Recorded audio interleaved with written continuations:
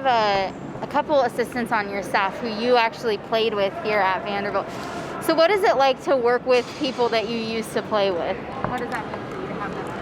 It's surreal. I mean, and like it's fun too, right? We get to reminisce, and every time we have an alum back, particularly guys that played in our era, it's just so much fun to sit around and tell the old war stories. But but also these guys have grown professionally and are pros, so it's fun both in an interpersonal level, but also with respect to the fact that they've matured into great coaches and the fact that they're adding value to our operation every day. He was a holdover from Mason, but you also knew him and you played with him. So how does having that kind of, I guess, prior institutional knowledge of the previous regime help you out there, plus your previous knowledge of him? Less about any staff prior. We don't spend any energy on that. I mean, the institutional knowledge of Vanderbilt is huge, right? Because there's a guy who came here, had great success on the field, had great success in the classroom, went on to NFL aspirations, and sorry, I'll let Casey finish.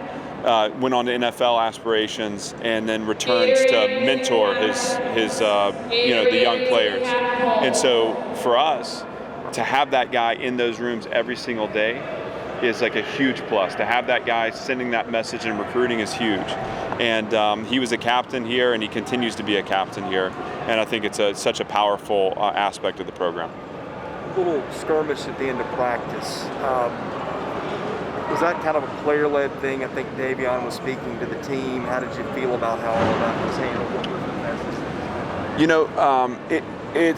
message? We say to the edge and never over. And that obviously is over the edge. And so I think that's a teaching moment. I was disappointed in it because that's not a mature team. That's not a mature thing to do. As a competitor, there is a ton of emotion in your performance, and yet you can never act on your impulse. And so for me, it's the teaching in the moment to make sure we understand that making the team decision is at times tamping those impulses back to make sure we win the game. And if we're going to be a winning program, we're not going to have things like that show up in practice, because when you train them, they show up on Saturday too. And I thought Davion's message was great at the end, and right in lockstep with my message every day.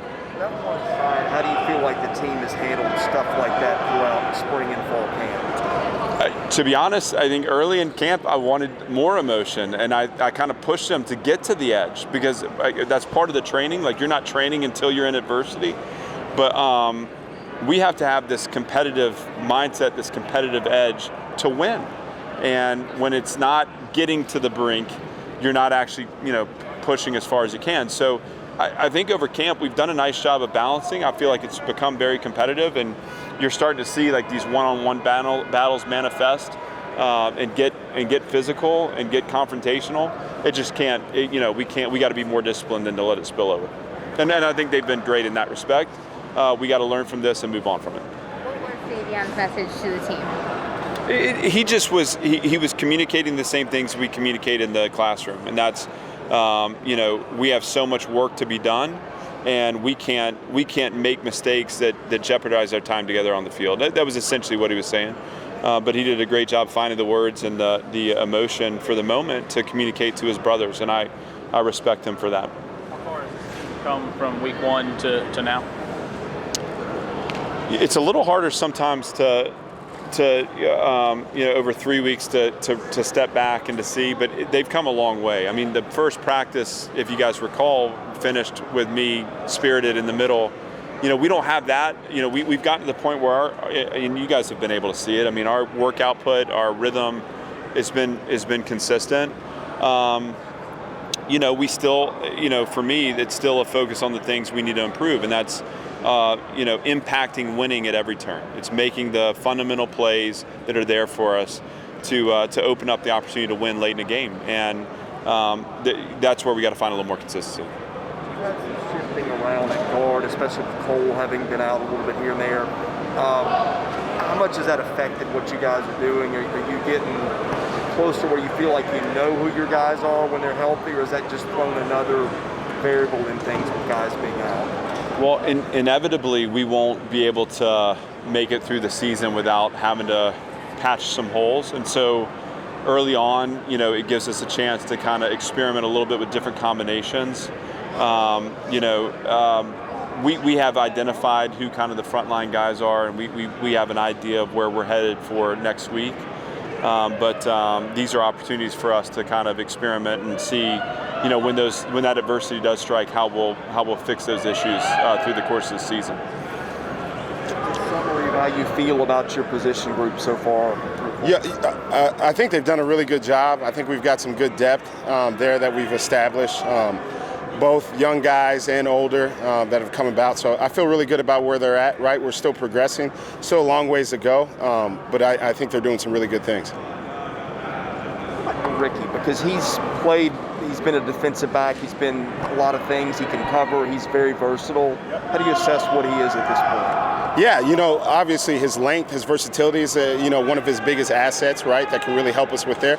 And he's still progressing. He's still a young guy that's coming along, right, learning the system, right. But I think he's a guy that's doing some good things right now, and we'll continue to progress him as we get going. What did you guys choose to play him at anchor? Yeah, obviously his body type it kind of fits that role as we came in and implemented the new system. So I think we kind of designated him a little bit early on as a guy that could potentially be at that spot. So you were his position coach like immediately then?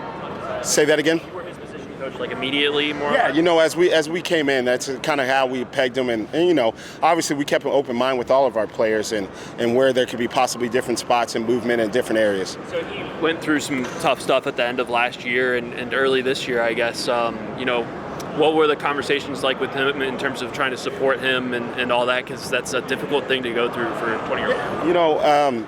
Obviously, even with the transition, the new coaching staff with him, the big thing about us is we want to provide support for our guys in everything we do and in every part of their life. Like, we want this to be a holistic experience for them, right? And so anything that comes up, we have a great support system that's going to be around all of our players, same as with Ricky, and to help him guide through anything that he goes through, whether it's in life, on campus, right, academically, and also on the football field. Previous staff didn't use linebackers to rush the passer a whole lot. You seem like you guys are certainly okay with doing that. How do you feel about your ability to generate some pass rush with the guys you have? I think our biggest thing on defense is that we're going to be versatile, right? We're going to try to put players in position to do the best things that they can do. And if it's rush the passer, it's rush the passer. It's dropping coverage, it's dropping coverage. If it's a play man coverage, we'll do that also. Our thing is just try to put guys in position where they can be successful. He's a different type of athlete than your other couple of starters. What does he really bring for you guys right now? Right now, him playing the Mike position is leadership. He's able to get us aligned. He's able to make the calls and those things. So I think from the start, when you're playing that position, that's one of the most important things that you got to be able to do. And he's doing that at a high level. I think he's playing. He knows what's going on. I think he's feel comfortable in the scheme, and I think he's doing really well at this moment. Have any troubles earlier learning the scheme? Because what you do is a lot different than what the earlier staff did, but it feels like your players have transitioned pretty well in camp. I think it's like in anywhere. When you bring in a new system, there's going to be a learning curve. There's going to be an adjustment period for our guys, and I think they went through that early on. I think the more times you do things right, the more comfortable they're going to feel with it, and I think we're getting to that point right now.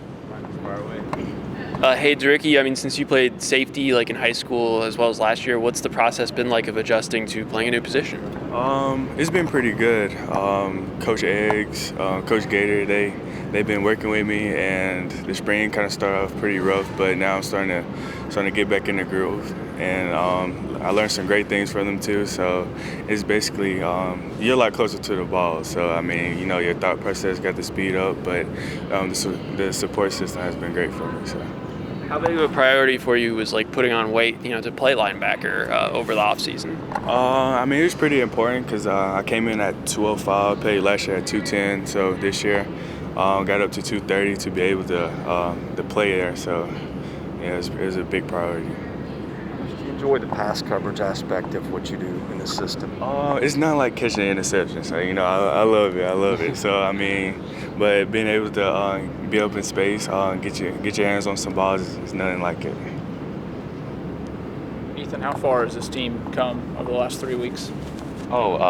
We've come a very long way, and we're still growing. There's never I feel like there's never a wall that we'll be able to stop growing at. I think there's the sky's the limit. So, I mean, it's been a big change, and if you watch practice, I think that you'll be able to see a big change in the culture and the team and what we're doing here. So it's been really exciting.